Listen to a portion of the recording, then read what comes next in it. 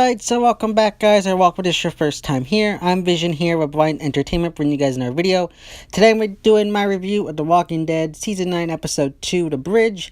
So if The Walking Dead is something you're interested in, want to know my thoughts on, see my reviews, don't forget to subscribe down below and hit the bell icon, that way you don't miss any more Walking Dead content from me in the future. Now let's begin. So we start this episode off with Rick returning home to Alexandria, and he sits down and begins having a conversation, who it is later to be revealed with Negan, and he's having a conversation, telling him what's been going on, how they're rebuilding a bridge that will connect trade routes between the different communities. And I like how they jump right into that. They don't waste any time with the Negan and Rick stuff right away. We jump right into the current storyline, and it's 35 days after the premiere, and you got the campground people, and they're all from different communities working together to put this bridge together. So we go to Rick at the campsite, and he's getting a status report from Eugene and Rosita. I guess Rosita and Tara are kind of in charge of moving herds that might be endangering the campsite, so I really like how I got that there. And Eugene's kind of like the foreman of the camp.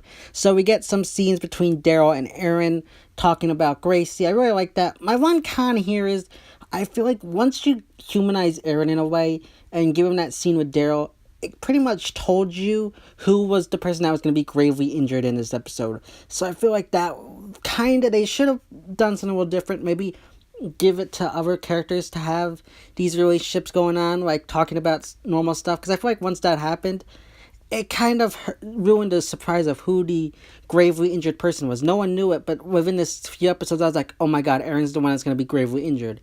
And I just didn't like that. That was too much of like information right off the bat.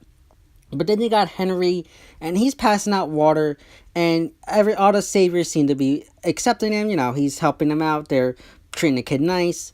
And then he comes to Justin, this new savior character played by Zach McGowan, who I love as an actor. He's probably one of my favorite actors of all time right now. And he doesn't want just one cup. He takes stuff in and starts like drinking the whole thing. And Henry gets up and says we have to ration this. Now, this is one thing where I kind of got annoyed at the storytelling, because I feel like they needed a beef with Justin, and they needed to have this forced thing with the water. I feel like they could have done something a little bit differently, because I'm thinking they're building a bridge, they're right above water. How, like, unless that's salt water, how hard is it to refill that jug up, and why are you rationing it? You're right above a water source. Unless it's salt water, I mean, yeah, sure, Eugene might be able to find a way to purify it so you can drink it, but still, like, this doesn't make any sense to me. You're right above a water source. Why are you rationing water? I don't know, maybe it's just me being stupid, but I feel like that was a dumb thing, and it was just a forced way in to make Justin look like the bad guy. So then you got that going on, and then a fight breaks up between Daryl and Justin over the thing with Henry. And this is another con I have with the episode, is that right away when they go to Daryl and Justin fighting, they cut to commercial. I hate when they do that. You got us right in the middle of this great action scene, and then you cut to commercial. Like, I hate when shows do that, and it just really bothered me at that moment. But then we come back from commercial, and Rick and Eugene show up and break up the fight, and everybody pretty much goes back to work. Everything's fine from there. I like that it showed Rick's dominance over the situation and everything. I really like how they did that. Again, I just hated the whole cutting to commercial, and I feel like the water was a stupid reason to have them have a fight between Daryl and Justin. I feel like they could have gone back and rewritten a better way for the whole Justin situation. It just felt forced and like they needed a reason for them to fight. So after that, we move on to the stuff with Rick and the lumberyard with Tara.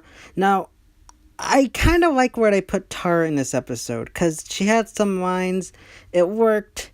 I hate when they make Tara do some things that just come off as annoying. This came off as subtle, okay, and I liked what she did this episode. And then there's other things I don't like at this point of this episode, because you got them redirecting the herd. And from what we understand, this episode is being told as a story from Rick to Negan. And the scene where Rosita and Arat are talking, and Arat asks her if she trusts her, that doesn't make any sense to me, because how does Rick know that? How does Rick know that they had that conversation? Now, I know you're going to say, oh, maybe Rosita told them or something, or that's not important for the story. But in my opinion, that's important. Like, as we are watching this is technically being told as a story to Negan by Rick.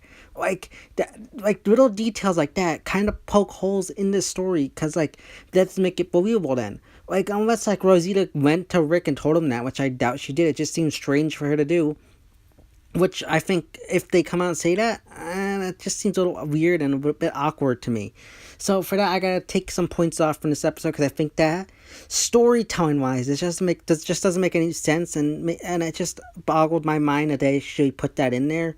I get the Tara stuff because she was on the walkie with Rick. He can tell that part of the story, along with the stuff of Alden. I like that there, but that annoyed me. So moving on. Beside that, while they're on the walkie with Rick, while Tara's on the walkie with Rick, one of the people that's supposed to redirect the herds isn't responding, and the herd ends up redirecting and heading towards the lumberyard where Daryl, Aaron, the new savior Jed, and another guy are working and collecting lumber. And I guess from what I take it is the one guy Jed ends up getting spooked and nervous, and the logs fall and they fall all on Aaron's arm and pretty much crush it. He's trapped under there. There are walkers coming out, and I like how they filled the scene with tension as the walkers are coming close. Daryl's trying to save his wife and whatnot. I like that. I feel like if this was normal, they would have done another cut to commercial right at that scene, which would have annoyed me more. But I think they handled it perfectly. You got Jed and the savior guy and Daryl trying to help him, fighting off the saviors, and then they end up rescuing him. And then I like how they timed it right with Rick and the people showing up right when Aaron and Daryl are trying to escape, and they rescue them. I like that scene, and it was subtle. You didn't need to have like this whole montage of everything. They did it quickly, and it went off pretty simple, easy, and went out without any complaints. I like how they played that off. Daryl bringing him back, and Enid flipping for a book, and decides she has to amputate his arm. Now, I don't know. I'm 50-50 on the Enid stuff. Now, I like that they're giving her something to do with the medical stuff and having her do stuff with the group. I like that. My one con is she's maybe been training under Siddiq for a year, maybe 12, maybe. I don't think she's done it for the whole 18 months. I think maybe a year to maybe like 15 months or something like that. I don't know. It just, I don't know. Some of the stuff here, I felt like didn't come off right. Like, automatically she's like, okay, I'm going to cut off your arm. It's like, I don't know if I trust Enid. And I like Enid, but I don't know if I trust her at that point with this kind of decision making. Other than that, though, I thought it was a good scene. And then you got Daryl, who then rushes in after Aaron gets his arm cut off and finds out that it was Justin who didn't do it. And they get into a scuffle, and Daryl pretty much beats Justin up and all that. Now, I'm interested to see what goes on here, because I think it'd be interesting because Justin says like, oh, I didn't check my walkie, but Daryl says it was solar powered. I think it'd be interesting now if Justin was telling the truth. Like, what if he was telling the truth and someone who's going after these saviors manipulated these walkies and he really didn't get that message? I think that'd be an interesting plot twist of the story. I think that'd be interesting. So then we jump to night, and you got Justin who's annoyed, and he runs into Rick, and I like the conversation Rick has with Justin about him being an ex-cop and picking up people like him, and he tells Justin to get going, and if he ever sees him again here, Stitches won't be able to fix what he does to him. Now, I like that. I kind of hope they make that into a shirt. I think that'd be a pretty cool Rick shirt. But I like how they ended that with Justin, and it leads into the ending of the episode, so I really like that. And then he goes in and talks with Aaron, and I really like how Aaron's like saying, I did this, I like the conversation he has with Aaron about, I did this is okay, I'm okay with what happened, we're building a bigger world. I like that conversation there. I think everything with the campsite thing went well. I think it was very good and handled very well this episode. Next, we got the hilltop stuff. Now, this is another thing that bothers me, because I feel like this is a story again being told by Rick to Negan, and Rick hasn't talked to anybody from the hilltop. So how would he know this happened? So this kind of annoyed me too, storytelling wise. But Maggie's got her own issues with the saviors and the hilltop stuff, and I guess she's not sending out food because they didn't get their supply of ethanol or whatever to use for gas and stuff. So we got that issue, and you got the whole how long will Earl be locked up for, and you got Tammy who's demanding to see Earl, and the one complaint I got with this episode is Jesus.